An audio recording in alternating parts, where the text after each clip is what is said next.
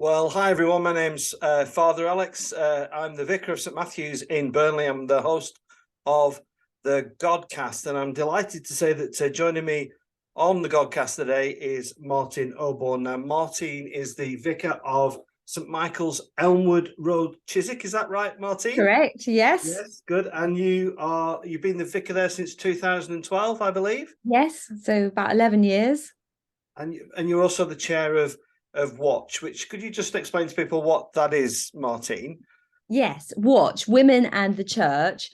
It's a national campaign group for equality for women in the Church of England.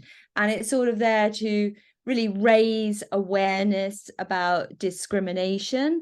Things like, when churches will only appoint a male vicar or they won't have a female bishop.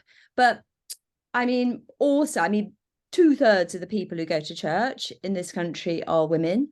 And I see our role really is also, speaking out not just for women, but for all people who face discrimination in our church. Yeah. Okay. Thank you. Well, we'll come back to that in a moment, Martine. First, a little bit about yourself, if that's all right, because I think people who tune into religious podcasts, one of the things that intrigues people is individual callings. Just tell us a bit about how you came to the priesthood. Was it a straightforward process, or did it catch you by surprise? It was a really long journey, partly because of the problems that women have had in the past with their callings. So I was kind of one of those, kind of geeky spiritual kids who went to church, constantly reading my Bible and everything. And so I can really trace my calling back, I suppose, to time when I was at school, probably about 10, and the teacher was going around the room saying, what do you want to be when you grow up? And one guy was saying, oh, I want to be an astronaut, and I want to be the prime minister and what have you. And I said, oh, I want to be a vicar. And of course, everyone in the class fell about laughing. And then my teacher, she said to me in the kindest way possible, she said, yes, Martine, but you do know that they don't have women vicars, yeah? And then, of course, the class all fell about laughing even more. So that's really hilarious. So that was kind of my start. And so I put away those childish thoughts quite early on in life. I realized that was not going to happen. Went off, had a career in the city, and I actually really only came back to church to get my kids into a good church school. So that was how I ended back up in the pews when I was just in my early 30s, and we just started having our family. And I think I always look back now and think I was off. My guard wasn't up. I was a bit undefended when I went back to church, and I feel that God got in there and called me again to ministry, and I kind of started thinking. And then that was later. It was still only around about the time that women were being allowed to be priests, and I became a lay minister first, but the kind of calling had been there really for a long time. So it, came about that way, really. Yeah, and were the frustrations there at that time when you returned to church? Did you see the inequality? Was it kind of making you scratch where it was itching? Well, actually, I went to a really lovely church with a really diverse group of people in Islington, and they really encouraged me in my faith. And I just I guess I just immersed myself in the gospel, and I just didn't see the discrimination there. So I do remember one woman saying to me once after coffee, she said, Martine, I don't know why you do so much for the church. Don't you realize it's a really sexist organization? And I said, oh, I never really thought too much about that because I just don't see it in the gospel. Yeah. And I suppose really in what I'm doing, I think sometimes people think, oh, I'm really woke and liberal and whatever, but I think that my main problem with discrimination against women and discrimination against lots of other groups in the church is that for me, it's just so what I would call ungospel. I just feel that basically Jesus is saying, don't treat anyone as lesser or greater than yourself. And just want to see the church living that out, really. Yeah. And once you'd gone back into church, Martine, and you'd joined that process, did you see any of that equality in the actual process? Did you kind of people going, oh, be careful, or do you really want to do this, or were you very determined at that point to kind of make progress? Well, I did start rubbing up against it. I was a little bit unaware of it, and how deep it was and how institutionalized it was at first. Because obviously, like, churches do tend to keep quiet about these things because they don't look very attractive. And there was a friend of mine who was also discerning a call to ministry, and she took me along to this theological college for an open day, and it was Oak Hill. Don't know if you've heard of Oak Hill. Anyway, I hadn't at the time. And in all my naivety, I went along to this, and I sat through a little lecture on Martin Luther. And I thought, oh, this is really interesting. And I really enjoy training. And then I had lunch, and I sat next to the principal. And he was really charming. And we had a nice conversation, interesting conversation. And then we're driving back. And my friend, she says to me, oh, how'd it all go? And I'm musing about it. And then she said to me, you do realize that the principal doesn't believe that women should be ordained. And it just hit me like a sort of bombshell, really. I thought, what? And then she kind of sat down with me over a cup of tea and explained to me, oh, she said, well, there are these two wings in the church, blah, blah, blah, blah, blah. And little by little, I began to educate myself. And as I kind of asked more questions, began to, really understand how things were, yeah. And actually how difficult, it was for women. I mean, at that time, obviously women couldn't be bishops, so they could be priests, but I hadn't realized that they had been, quotes, allowed to be priests, not exactly on equal terms with men. Yeah. It's probably just worth pointing out to people who might be watching or listening from maybe a non-Church of England perspective that there are theological colleges across the country and in various different traditions. And as Martine's explained, Oak Hill has got a bit of a reputation, or it certainly had a reputation. I don't know if that's still the case. Is it, Martine? Is it? Well, I think that, and probably even then, it would have said that it would support women through ministry training. But nonetheless, the principal then, and I don't know about now, but there's still, a lot of people in the institution who didn't think that was right. And so it's just the challenge of working with colleagues who, don't really. I mean, I used to think to myself, I guess they must think that I'm deluded in my calling, yeah. But of course, you never talk about it because no one wants to talk about it, and women are supposed to just like get on with it and proclaim the gospel, and that's the important thing, and don't worry about all this other stuff. But I think one of the other reasons why I feel passionate about this is because I feel it is so undermining of people's well-being when they're having to, live with discrimination, even if people are not talking about it, even if people are being very nice. It's just kind of, it's still there. And it's interesting, isn't it? Because I suppose on the one hand, there are these things that should have happened long ago, but they've in more recent times become more celebrated, like the ordination of women, like female bishops. They are things to be clearly celebrated. But against that, I suppose there's the tension. Well, it should have happened years ago.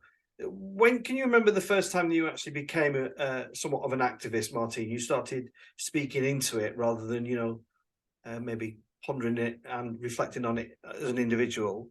Yeah, I mean, it would be probably around about when I started my curacy, so around like 2009, and it was in the run up to the whole women bishops debates at General Synod, and I opened a Twitter account called at Mrs. Mitre, and Mrs. Mitre became a little character that was banging on about, why we need women bishops and whatever. And so she became quite vocal, and I started to get a little bit more involved. But I was pretty much on the sidelines. I wasn't a member of General Synod, so I didn't really have a voice. But I'd sort of get together with like-minded folk, and we pray about it a lot. I do remember my training incumbent. I had a wonderful training incumbent, and we got on incredibly well, and we still meet up. We're still really good friends. And there was only one time when he was a bit cross with me, and that was because it was the night before the Diocese of London, and I think it was November 2012. And they were voting in all the dioceses, about women bishops, the legislation for women bishops. And I had a few friends. We wanted to go to St. Paul's and sit on the steps with our little candles and things and pray for that vote. And this meant missing POT, like post-ordination training, or some kind of I don't know, meeting that we had to go to as curates. And I said, look, I'm not going to this POT. I'm going to go to St. Paul's and pray with my friends about this.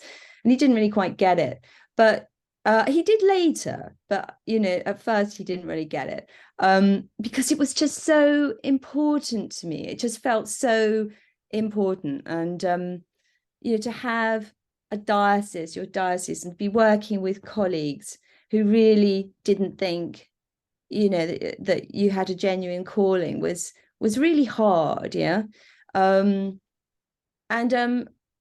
so so I guess that was when I first started getting more involved as an activist, and trying to by having the courage to speak out myself. I mean, one of the things I really hope to do is to just encourage others to have that courage too, because I think a lot of people are very scared to speak out, and so this is a problem. Why do you think that is, Martine? I mean, because I'm on General Synod, and when I put myself forward for it, I was very clear what I was.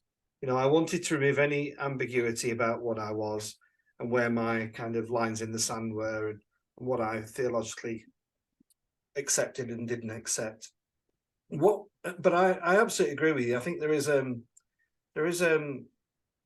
almost an apathy to speak out, isn't there? Is that fear of the consequences, do you think? Is it the culture that we've created? What do you think that is? Yeah, it's a really dangerous culture, isn't it? And I think it's part of the whole problem that we're struggling with deference in the church, that there's a natural culture of deference. Father knows best, that sort of thing. And so people generally, both lay and ordained, nervous about speaking out. Obviously, the way appointments are made, it's very difficult. I do know women who have spoken out in the church and been told that they're sort of shouty, or just for expressing concerns about something, or being labeled feminist, and so that's a really terrible thing. And obviously people are worried about their next appointment. Who's going to make their next appointment? Is their bishop. They've got to be on the right side of their bishop and their archdeacon. So people are quite compromised. And also, I mean, as women, we want to be nice. I mean, we've been taught to be nice, and we want people to like us and all that sort of thing. And so it's scary to, step outside the comfort zone. But what happens then is all sorts of things. I mean, not only does injustice, I'd say, continue, but all kinds of unsafe things as well, where stuff is being covered up. And the trouble is that the way that we have what is institutional discrimination, i.e. the ability to discriminate legally. I mean, we rely on exemptions under the Equality Act to do that, which is bad enough. But this also feeds and legitimizes sexism, which is just, how women get treated generally. And yeah, I think it's a real problem. But it's not,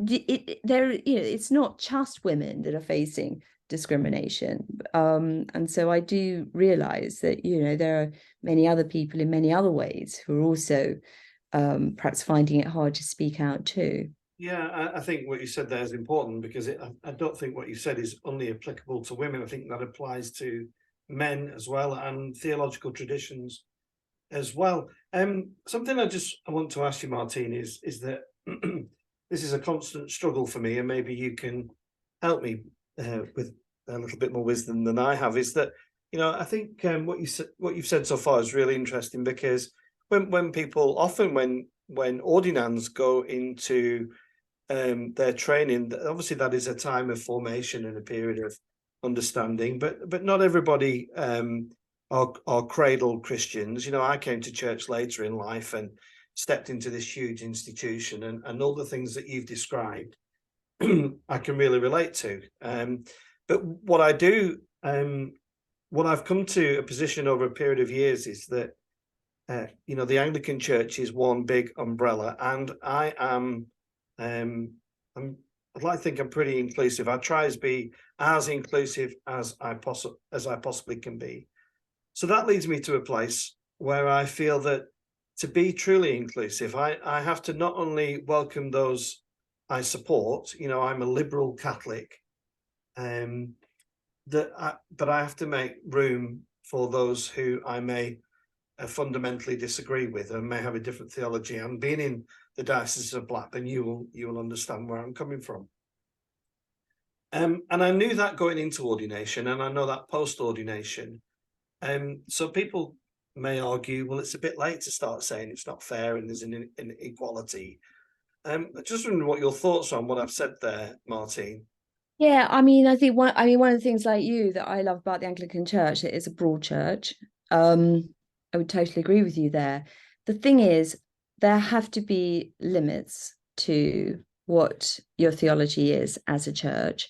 And for example, there is a theology that supports racism and slavery, and can be argued from the Bible that these things are right. And we don't say, oh well, that's an interesting theological position, I respect that, and that's okay. We have to actually set some limits. And I think that if we're in a situation where, because of our theology, we're not in communion with each other, we don't all recognize each other's orders. Some of my colleagues wouldn't receive communion that I'd consecrated. Yeah. Mm-hmm. I don't think we are one church. I think this is phony. It's bogus, really. It's a pretense that we're one church when we don't all. A definition of church is that it's a community of priests who all recognize each other's orders and are in communion. I don't know quite how you define a church otherwise. So we're saying to women, oh yes, we fully accept that you are priests and bishops, but we fully accept that those who don't accept that you're priests and bishops, are fine to think that, and let's all be happy about that. I'd like to say, yeah, that's great. I'd like to be able to say that, but it really diminishes me in my ministry. It's so hard. It's such a burden to carry. And I really care for all those women who are so sacrificially working so hard up and down the country, and they're having to put up, some of them, like in your diocese, with a bishop who doesn't think that the church had the authority to ordain them. And although he's really nice, and I accept that, that's not really the point. And so I think that it's such a huge ask for women to bear that. If it was just also a period of time, so we said like, okay, well, we're going to work this way for 10 years or something, and then we're going to stop ordaining people who can't accept women priests and bishops. Well, yeah, we wouldn't, I wouldn't be doing this role at Watch then. But I think that I just think, well, one, as I've said before, it's ungospel. Two, it's really a hard ask for women, and it's very undermining of their well-being. And I think it sort of hobbles our church. And the only way, frankly, that we make it work is by hiding it, which is why, one of the things that Watch does is it says, okay, we'd like this not to be the situation, but given it is the situation, let's just be honest about it. Let's be transparent about it. Let's have churches say clearly on their websites, what their position is about the limits that they put on women's ministry. But no one wants to do that. Yeah. So it's kind of like the only way we make it work is pretending that it's not happening. And this is where I feel that women very much exploited. Right? The church likes to put lots of pictures of women in mitres on the front pages of newspapers, etc. But when they announce an appointment, like the nomination of Philip North as Bishop of Blackburn, nobody said, oh, and by the way, he's on the council of Forward in Faith and of the society, and he's a member of the Shrine of the Lady of Washington, and that he doesn't think that the church had the authority to ordain the female clergy who were under his oversight. So there's a dishonesty as well, which is problematic. So I've got the bells of opposition to what you've said ringing in my ears, and we're not the BBC, so we can say what we like. But I do just want to, in my mind, I'm now thinking, are you arguing for the breakup of the Church of England in its present form? Because if you're arguing that there should be an end to those who will only that priests should only be men, that's what you're effectively arguing, is it? Well, I think that. I mean, I don't want anyone to leave the Church of England. And people are constantly saying this to me, like, oh, but if we change things, then, this person or that person would have to leave. Well, maybe that would be the case, maybe not. But what about all the people? What about all the people who have either left or not joined the church because of perceived sexism and homophobia? I mean, I think there's a whole generation of people. I mean, I was talking with a bishop the other day saying, oh, how can we grow younger? Let's come up with some ideas. And some of my colleagues were saying, oh, let's have more hot chocolate after the services. And I said, well, let's give up our exemptions under the UK Equalities Act, because I think we're doing our young people a disservice. They're not idiots who are going to be sucked into church by giving them hot chocolate and playing football with them. They care about human rights, and they care about how we're treating women and LGBT people in our church. And, I think that we have to think about those people, the people who've left, the people who are not joining. And it's not that, I want anyone to leave, but to appoint someone as a diocesan bishop who doesn't fully recognize all the orders of his clergy is unacceptable, I think. That's my feeling. Yeah.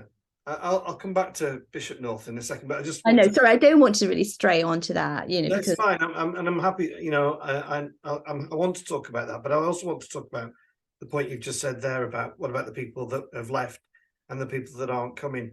I think that is the complete. That's where I absolutely support and get what you're saying and totally agree. I mean, we are probably the biggest turnoff at the moment, aren't we? Because of of how we're perceived or how we look. You know, they've got this safeguarding stuff raging in the background at the moment. It seems to be one kind of nail in the coffin after the other, a continual, perpetual behavior that just turns people off to the church. That is that group of people, and that is why the church is in such decline. But on the other side, we have got this group of people that are still here with us, and I have so much respect and support for what you're saying. But you said that you wouldn't want people to leave, but that's what would happen, isn't it? I suppose I don't know, Alex. You know, when people said we're now no longer going to ordain women, well, the women priests would leave, wouldn't they? Lots of people threaten to leave. I mean, it's so exhausting, you know, this argument, isn't it? But I mean, as I understand it, when the whole debate about should we ordain women as priests, going back to the 1990s, was going on, loads of people were threatening to leave the church if the church decided to ordain women. And actually, in the end, hardly any people left at all. And I just think, I mean, should we be held to ransom in that way? Don't we have to decide whether we are a church that ordains women or not? Full stop. I mean, you know, the Roman Catholic Church has decided they don't ordain women. It's clear. Fine. I get it. I respect that. I don't have an issue with it. I think there's more of an issue about the established church and you know, relying on exemptions from the Equalities Act, but that's another matter. But we can't have, I don't think that we can have it both ways forever. And actually, when you look at about over half now, I think, of provinces in the Anglican Communion have now decided to ordain women as priests and bishops. And we are the only one who's done this sort of fudge of saying yes, but also no. They've decided, some of them have not decided, and they remain closed to women as ministers. But at least, you know, at least there's equality, you know, in the ones that have gone ahead, there is a real equality with men in ministry. And so I don't know, I think that is it sustainable forever, this sort of situation? It becomes ever more complicated because also it's not just about women, it's about men who've been ordained by women as well, because they're off limits too. I was talking this morning with someone, you know, who's struggling, you know, a licensed lay minister in a parish where, you know, her vicar, you know, he hasn't even left yet, he's retiring, but he's trying to shove through a motion to get a resolution through to stop, you know, women applying for the position in the future. And I was saying, you know, that there are quite a lot of men that, you know, Forward in Faith Society Church won't accept either. And I just see it's not only unjust, but it's an absolutely horrible mess that we're getting ourselves into. And heaven help us if we do something similar on the LGBT front. It's not a sustainable way of going forward in the long term. Yeah, and you will have seen Philip North's article for Via Media News around conscience, because you responded to it, and I thought it was quite a thought-provoking piece by Bishop Philip, and I thought yours was equally thought-provoking. But you did suggest that you were concerned that people conscience is a disguise for bigotry.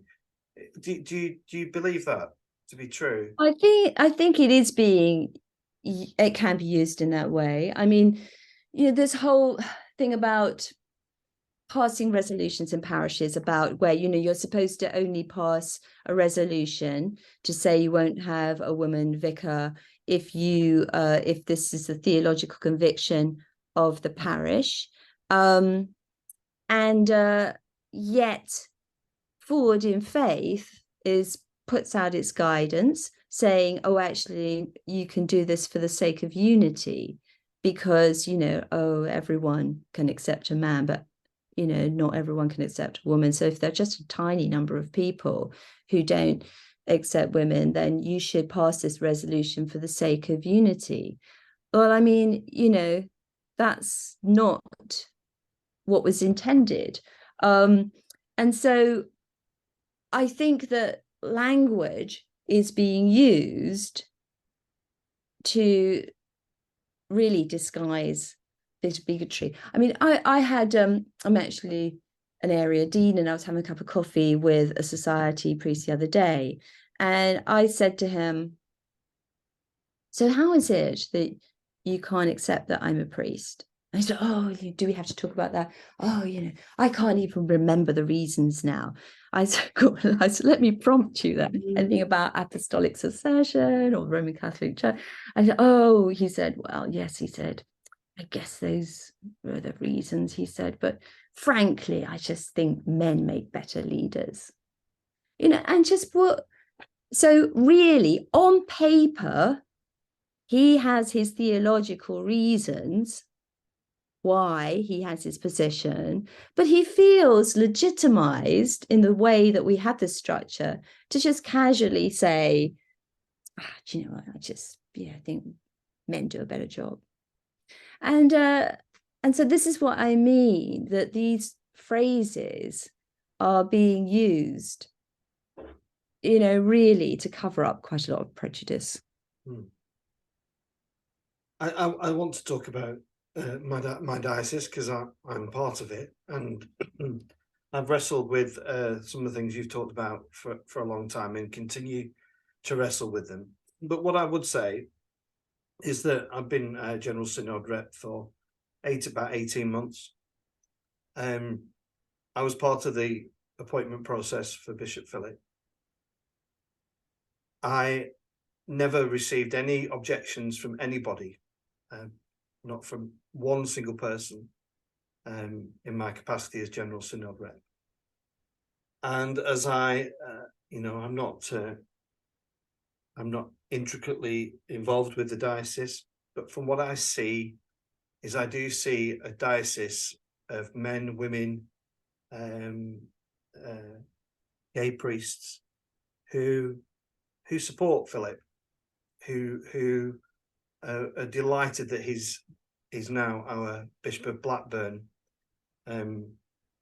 I've wrestled with that, but I have to say that he has my support, and I just want to explain why, and be interested in your response. So I support his role, because my hope and prayer is that he and our diocese could be a good example of mutual flourishing, where people of different theological positions and different conscience, or whatever you want to call it, can work together. And I think there is potential for that to happen. And I think with that in mind, that is potentially a framework for a step forward in terms of living in love and faith. We've got some huge, as I said earlier, we seem to go from one crisis to the next.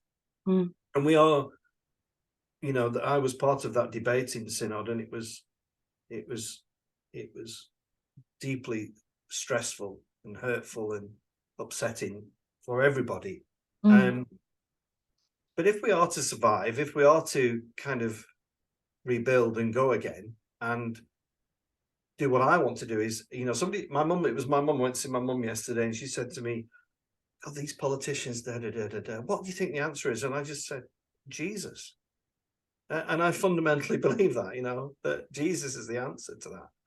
And all the stuff that we talk about gets in the way of Jesus.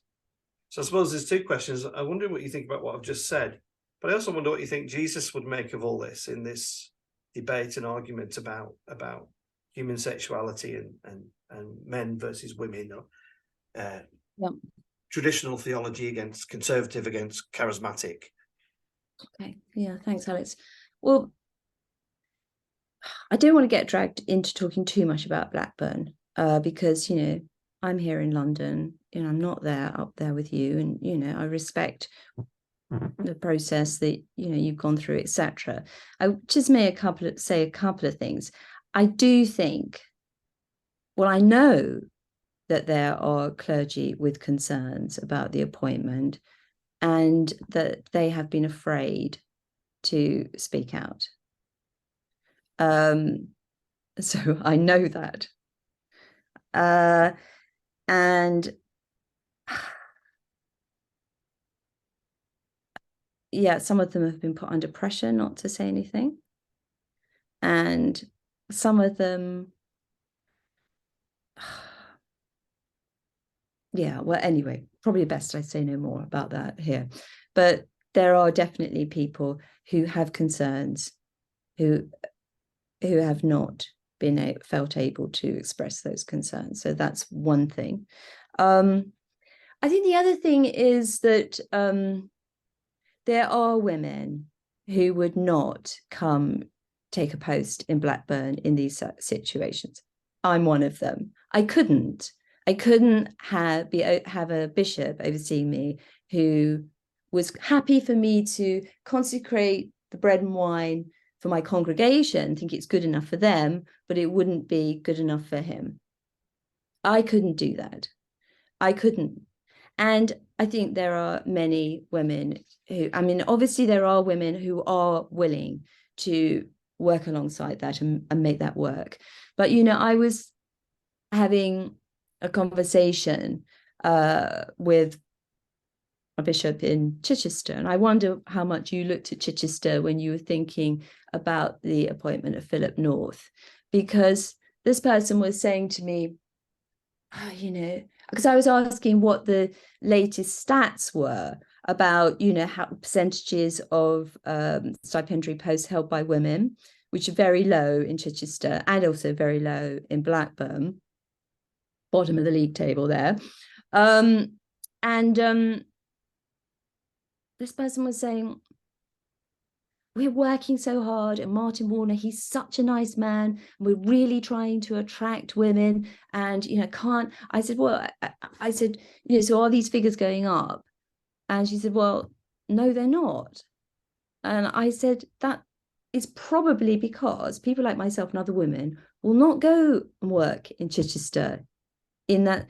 And I hope I'm wrong, but you may find that's the case in Blackburn. And I think that, considering the example of Chichester, the only other diocese with a bishop that doesn't fully accept the ordination of women, it tells us something. Anyway, I don't want to get drawn down too much into that. We are where we are there. I think it's very unfortunate. I think it's going to be quite a struggle to really affirm women in Blackburn in the situation you're now in. I think it's going to be a real struggle, and that's a pity. I agree as it is, but I think if the right appointment to the Bishop of Burnley role is well considered, then then there are opportunities for difference and bishops with difference. Thinking about what you said about Jesus is interesting. I went and there was a get together at St. Martin in the Fields the night before General Synod in February. And I went along. Did you go along to that? I was there, yeah. Yeah, okay. So I went along to that. I'm not a member of General Synod, but I went along kind of with my watch hat on and with my watch colleagues, who are on General Synod. And I guess when I became chair of Watch, which was only last October, I thought, crikey, I just don't have the bandwidth to do more than speak out on the women's issue. I can't get dragged into everything else. But I found it's really impossible. And if I'm going to speak out about discrimination against women, then I have to speak out against discrimination in general. And it really came home to me that night at St. Martin in the Fields. And I was sitting there in that church with, I don't know, several hundred people. LGBT people. And it just, the kind of brokenness and pain that was around me that I became aware of was really, very moving. And I felt like here is a sort of gathering of almost like the lowest of the low, all the people who have been shoved to the bottom of the pile by the Church of England. It's a kind of detritus, people who've been made to feel so much lesser, all of them pushed down, whether because they're gay, people of color, disabled, working class, women, whatever. They've been pushed down, made to feel lesser. And I just thought, this is where Jesus is. I just felt Jesus is here with all these broken people put down, not with all the straight, white, able-bodied, middle-class men. Sorry, but no, Jesus was there in that church that night with all the people, all these kind of motley looking crowd that for whatever reason have been found unacceptable. So yeah, I'm pretty clear. It feels, I just can't, how can you read the gospel and think anything else? That Jesus doesn't want to see equality in his church. Very interesting. I read a really interesting book. I've got to write a review for it. Where is it? I read a really interesting book a couple of months ago called The Forgotten Creed by Stephen Patterson. I'm going to give a quick plug for it. It's really interesting because in this book, he argues that Galatians 3:28, in Christ, there is no Jew nor Greek, no slave nor free, no male nor female. He argues that this was probably an early creed, an early baptismal creed. It's very interesting analysis that he does in it. And it doesn't surprise me because this is the heart of the gospel. The thing that Jesus goes on and on about is in the kingdom of God, there's no first, there's no last. And, we seem to have lost that. We seem to have become very pharisaical, as I said in my piece on Via Media. And,